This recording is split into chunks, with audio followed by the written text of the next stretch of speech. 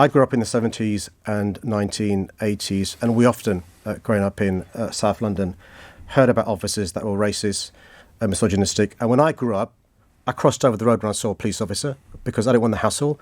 And I remember the words of my dad, which is, don't look an officer in the eye, don't get involved with a police officer. And it's always yes, sir, no, sir. And the Met Police has changed. There are so many decent, dedicated, brave officers. But there's got to be an acknowledgement that there are deep cultural issues. We're not talking about unconscious bias. We're not talking about unwitting prejudice.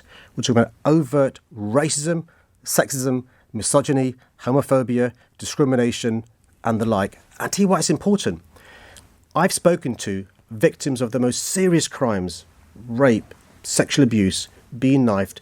Victims are not coming forward because they don't trust the police. I've spoken to witnesses who've witnessed serious crime, not coming forward, and I've spoken to community groups not willing to work with the police when it comes to dealing with knife crime. So trust and confidence is crucial, not just in of itself, but in our ability to fight crime. And that's why it's so important to address the two issues I did raise with the Commissioner, which is one, what are your urgent plans to address the cultural issues, to root out this overt racism, sexism, misogyny, homophobia, and the like? And secondly, what are your urgent plans to restore the trust and confidence in Londoners that's been shattered? That's my job as the Mayor. What were they?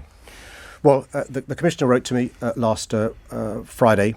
I thought we'd continue the conversation because those plans in that letter weren't enough. Then before we could meet last Thursday, the Commissioner resigned.